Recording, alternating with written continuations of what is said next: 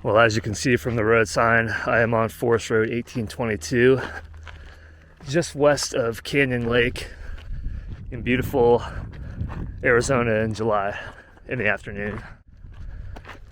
Well, I would define peak bagging as being obsessed with making it to the top of various, mostly mountains, but sometimes hills, and sometimes different elevation points. So straight ahead is Mormon Flat Peak, which is west of Canyon Lake. And I'll be taking the forest road in between that peak and this one over here. If you did happen to stumble across this video and you're relatively new to the outdoors, the differences between peak bagging and hiking are pretty simple. Hiking maybe just means going on a trail, walking however far you feel you want to, or maybe making a loop and then coming back. Whereas peak bagging is primarily focused on getting to the top of a summit. And it often does consist of hiking, but in some cases it doesn't. So if you are a hiker that doesn't peak bag, I would encourage you to do a little bit more peak bagging, or in other words, summit focused hiking. If you are a peak bagger that wants to do as little hiking as possible in order to achieve your goals, I would encourage you to do a little bit more hiking.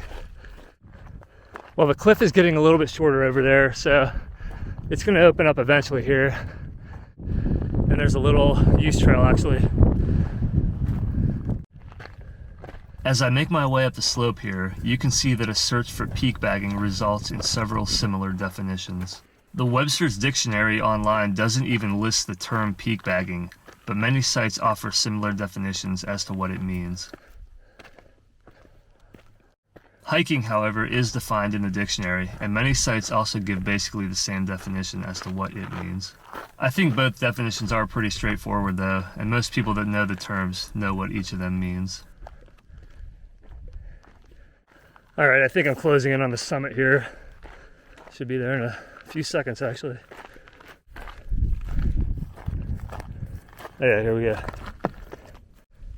And there is actually a benchmark up here, so that's pretty neat. I'll see if there's a summit register in there. Alright, this is the view from the summit of Mormon Flat Peak. I can't remember the elevation at all, but I do think I remember the prominence. And the prominence was 423 feet. So another peak bagged, another summit in the books, and beautiful views from up here.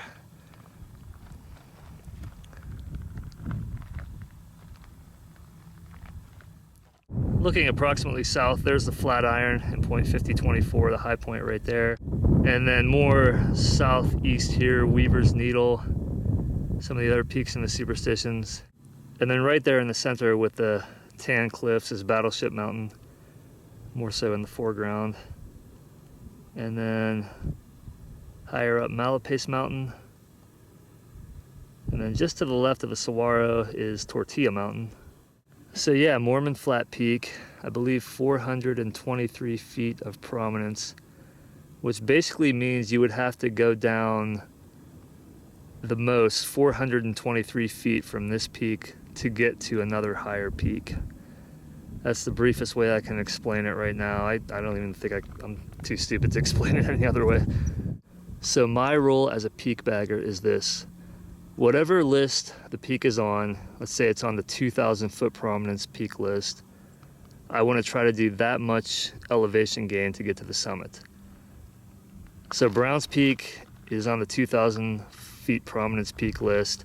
I want to do at least 2,000 feet of elevation gain to get to the summit of Browns Peak. And then we could go with another example like Mount Lemmon, north of Tucson. That's on the 5,000 foot prominence peak list. So I want to do at least 5,000 feet of elevation gain to get to the summit of Mount Lemmon, where it's feasible, where it's possible. Some of these peaks, they slope up so gradually, it's not really feasible to do that. But as much as I can on every one of the peaks that I do, whatever list it's on, I want to get that much elevation gain when I summit it. And that just means in my mind that I earn the peak. So a little bit of encouragement for all you fellow peak baggers out there. Try to do a little bit more elevation gain as much as possible. And maybe adopt my rule, maybe come up with something of your own, but try to make sure you get hiking involved with summiting the mountain too, not just driving up. So hiking or peak bagging, which one is better? Well, obviously I'm definitely going with peak bagging. Some may argue otherwise, but I feel all things being equal, if you equal everything out, it's going to be harder to bag a peak than it is just to hike. So in terms of just the physical challenge of it, I'd have to go with peak bagging as well. In times gone by, the Salt River flowed right down there. It came out of that canyon and then went this way to the left. And I think it was Tortilla Creek and maybe First Water Creek that flowed into it over here. Now it's Canyon Lake. They built the Mormon Flat Dam in 1925. And there was actually a settlement along the Salt River and I guess the other creeks called Mormon Flat. I believe 4,000 people lived there, maybe at its heyday. And I don't know when they actually started construction on the dam, but I think it was completed in 1925 and then the lake was filled up then. That's pretty interesting. There was a settlement down there. So that's how this peak got its name, Mormon Flat Peak. I could just be a peak bagger and say I got the peak, but I'm gonna transition back to being a hiker and actually go for a hike out to the furthest east point here. So the road from Apache Junction, Route 88, comes in from there.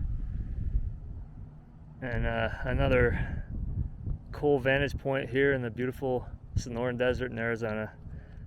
So yeah, the settlement of Mormon Flat was right down there somewhere. It's now Canyon Lake. Everyone's out frolicking on the water.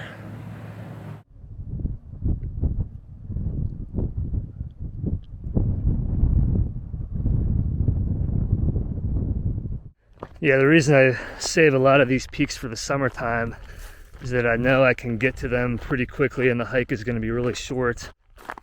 I tell you what, hikers, by not going to summits, I think you're missing out on a lot. And peak baggers, by not getting more elevation gain, I think you're missing out on a lot too.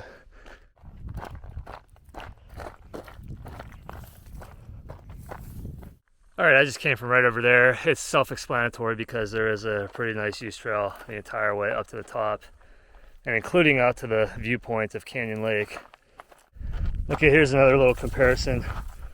I would say hiking more often consists of a trail, while peak bagging often consists of a trail, but more often than hiking doesn't, if you can figure that out. So a lot of peaks do not have trails to the summit, so you're gonna have to, figure out your own route up. But if you're hiking, generally, I would say you're probably gonna be on a trail. I mean, people do, I'm sure, off-trail hikes.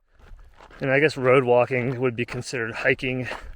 It's involved in hiking and in peak bagging, but I'd say road walking is probably more involved with peak bagging than it is with hiking. All right, I'm back. It was 1.9 miles, 58 minutes total, over 530 feet of elevation gain, and another cool peak and a cool hike too. So whether you're a peak bagger or a hiker, I would encourage you to try to be both and do a little bit more. Don't just settle for the easy way out. Make life a little bit more challenging, push yourself, and you're gonna be rewarded more so than you could realize. All right, signing off from just west of Canyon Lake. Thank you for watching. Have a good day.